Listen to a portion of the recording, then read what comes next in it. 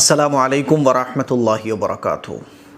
आजकल लड़कियां अपना घर शादी के बाद ख़ुद बर्बाद कर रही हैं। इसीलिए मुझे ये वीडियो बनानी पड़ रही है ताकि हमारी बच्चियां, हमारी बहनें इस बात को समझें कि हमें अपने घरों को बर्बाद नहीं करना है, अपने घरों को आबाद करना है, खुशहाल बनाने की कोशिश करनी है, अल्लाह से अपना ताल्लुक़ मज़बूत करना है। वरना शैतान आपके घर को बर्बाद करना चाहता है, आपकी दुनिया और आखिरत को बर्बाद करना चाहता है। ये पूरी ख़बर है हैदराबाद के तेलंगाना की। ये जो स्क्रीन पे आप फ़ोटो देख रहे हैं ना, ये जो लड़की है ये एयर होस्टेस थी और शादीशुदा थी। फिर क्या हुआ कि एयर होस्टेस होती हैं लड़कियां तो साथ में जो लड़के भी होते हैं, लड़कियां दोनों होते हैं। तो इसका अफेयर शुरू हो जाता है किसी लड़के के साथ 2023 में, और अफेयर जब शुरू होता है तो रिलेशनशिप भी बन जाता है। जब रिलेशनशिप बन जाता है तो नाजायज़ जो ताल्लुकात हैं, जाहिर सी बात है, वो भी कायम हो जाते हैं। ये लड़की अपने शौहर से इसकी पटती नहीं थी। थोड़ी बहुत उठक पटक तो सब जगह होती है, थोड़ी बहुत नाराज़गियाँ, थोड़ी बहुत लड़ाइयाँ हर रिश्ते में होती हैं। लेकिन कमाल ये है कि आप उन लड़ाइयों को हैंडल करते हुए अपनी फैमिली को मजबूत कर लो।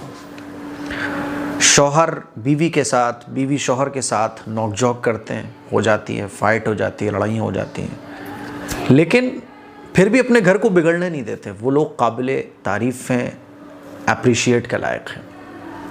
अब इसके अपने शौहर के साथ अनबन रहती थी, तो इसका जो इसके साथ में जो लड़का काम करता था उससे इसका अफेयर शुरू हो गया, नाजायज़ ताल्लुक़ भी कायम हो गए। और उस लड़के ने ये कहा कि तुम अपने शौहर से तलाक़ ले लो, तलाक़ लेने के बाद मैं तुमसे शादी कर लूँगा। इसने अपने शौहर से तलाक़ भी ले ली। तलाक़ लेने के बाद अभी भी ये लिव इन रिलेशनशिप में रहते रहे और साथ में लोगों के सफ़र भी होते थे, क्योंकि जाहिर सी बात है फ़्लाइट में एक दूसरे के साथ काम कर रहे हैं, क्योंकि पूरा अमला होता है फ़्लाइट में। तो लड़कियां भी होती हैं, लड़के भी होते हैं, एयर होस्टेज होते हैं और सब लोग मिल के काम कर रहे होते हैं। तो ये लोग साथ में सफ़र भी करते थे, साथ में रहते भी थे। लेकिन प्रॉब्लम कहाँ से क्रिएट हुई कि वो लड़का जिसने ये कहा था कि मैं तुमसे शादी करूँगा, तुम अपने शौहर से तलाक़ ले लो, जब इसने तलाक़ ले ली तब भी ये शादी पे एग्री नहीं हो रहा था। जब ये शादी के लिए एग्री नहीं हो रहा था तो लड़की ने जब ज़्यादा फोर्स किया तो बाद में इसको पता चला कि लड़का तो पहले से ही शादीशुदा है, बच्चों का बाप है। अब इसके दिमाग ठनका कि ये क्या, मैंने अपने शौहर से तलाक़ भी ले ली इसकी खातिर, और ये जो लड़का था ये गैर मुस्लिम था, मैंने तलाक़ भी ले ली और ये मुझसे शादी करने को तैयार नहीं है। और जब वो शादीशुदा निकला तो इसने सामने बात रखी, तो लड़के को जब पता चला कि भाई मेरी तो असलियत खुल गई है, तो इसने जो है ना साफ़ मना कर दिया कि मैं तुमसे शादी तो नहीं कर सकता और करूँगा नहीं करूँगा, बहलाता फुसलाता रहा। लेकिन वो लड़का ये चाहता था कि लिव इन रिलेशनशिप में ये लड़की मेरे साथ रहे, जो कि ये मुसलमान थी। जब लिव इन रिलेशनशिप में रहने के लिए उसने फोर्स किया तो इस लड़की ने मना किया, कहा कि तुम शादीशुदा हो और ख़त्म करो अब जो भी कुछ हुआ। मैंने डिवोर्स भी ले ली अपने शौहर से तुम्हारे लिए, तुम तो शादीशुदा निकले और तुम मेरे साथ लिव इन रिलेशनशिप में रहना चाहते हो। लिव इन रिलेशनशिप का मतलब पता है आप लोग क्या होता है? मतलब ये होता है कि बीवी नहीं बनाऊंगा लेकिन मज़े पूरे लूँगा। लिव इन रिलेशनशिप का मतलब ये होता है लड़का लड़की को इस्तेमाल करेगा लेकिन उसकी जिम्मेदारियाँ नहीं उठाएगा। लिव इन रिलेशनशिप में और शादी में यही फ़र्क है। शादी एक पाकीज़ा रिश्ता है। शादी के बाद शौहर बन जाता है, लड़की का शौहर हो जाता है और आदमी लड़के से शौहर बन जाता है। लिव इन रिलेशनशिप में क्या होता है, जिम्मेदारी नहीं उठाई जाती कि हमारा तुम्हारा कोई ताल्लुक़ नहीं है, बस जब मिलेंगे तब नाजायज़ ताल्लुक़ कायम होगा बस।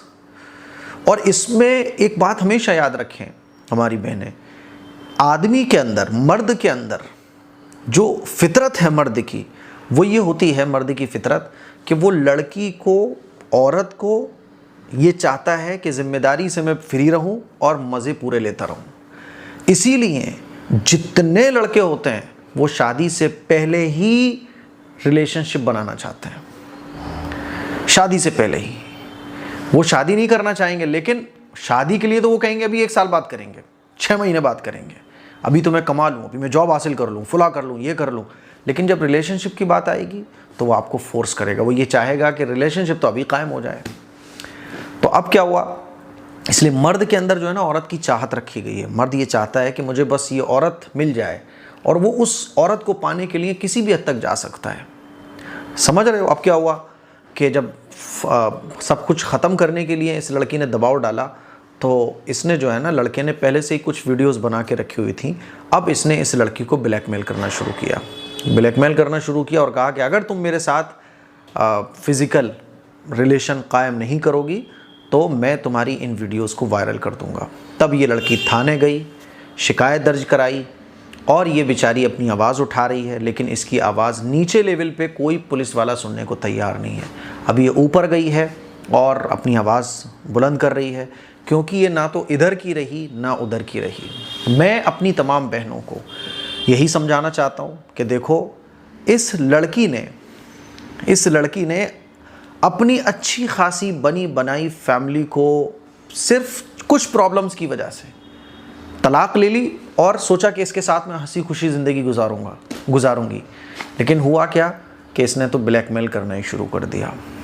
सोचिए ज़रा कि जो लड़का आपकी वीडियो बना रहा हो वो कैसे आपका हो सकता है, वो कैसे आपसे सच्ची मोहब्बत कर सकता है। जो आपसे शादी करने को तैयार ना हो लेकिन लिव इन रिलेशनशिप में रहने के लिए वो हमेशा तैयार हो, वो कैसे आपसे सच्ची मोहब्बत कर सकता है।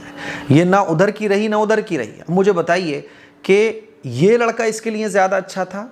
चलो मैं कह रहा हूँ, आप इस्लाम को फॉलो नहीं करती हो, ठीक है, मैटर आपका है वो, लेकिन आप इससे शादी नहीं हो पाई आपकी, और आप पहले से शादीशुदा थी, तो उसके साथ जो प्रॉब्लम के साथ भी ज़िंदगी गुजर रही थी वो ज़्यादा अच्छी थी, या अब ये जो ज़िंदगी आपको मिली है ये ज़्यादा अच्छी है? फैसला आप कीजिए। आप सब लोग यही बोलोगी कि वो ज़िंदगी जो प्रॉब्लम के साथ, थोड़ी बहुत प्रॉब्लम के साथ चल रही थी, वो ज़िंदगी ज़्यादा अच्छी थी, क्योंकि अब तो ये कहीं की नहीं रही। इसको इतना मजबूर होना पड़ा है कि ये खुला बोल रही है कि मेरे साथ लिव इन रिलेशनशिप में वो रहा, उसने मेरी फ़ोटोज़ बनाई, वो वीडियोज़ बनाई, क्या इज्जत रह गई।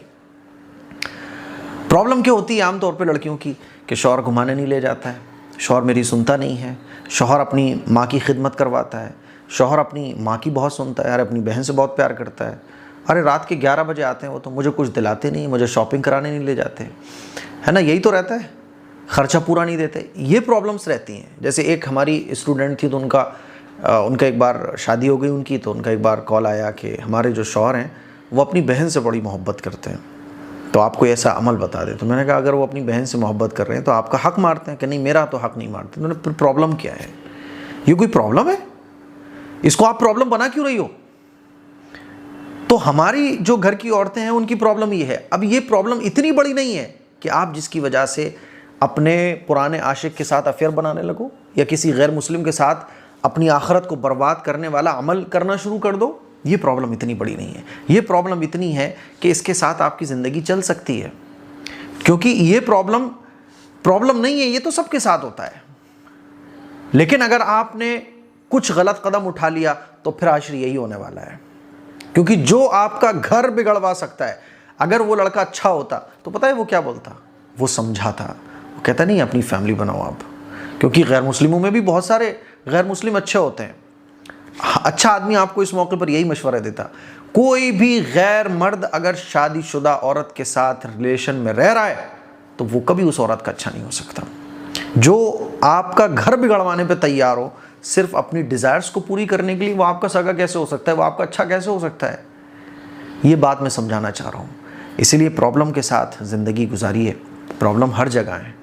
अगर आप प्रॉब्लम की वजह से कोई ऐसा इलीगल तरीक़ा इख्तियार करती हैं कि आप किसी के साथ अफेयर करना शुरू कर देती हैं, किसी के साथ गलत ताल्लुक़ बना लेती हैं, फ़ोन पर छुपकर आशनाई शुरू कर देती हैं, तो फिर हश्र और अंजाम बहुत ख़तरनाक होने वाला है, क्योंकि ये शैतानी रास्ते हैं और शैतान ऐसे पटकता है। आप देख लो, उठा के हिस्ट्री उठा के देख लो, ख़बरें रोज़ाना अखबार की पढ़ के देख लो कि फिर आदमी खून के आंसू होता है और सोचता है कि मैंने ये क्या कर लिया।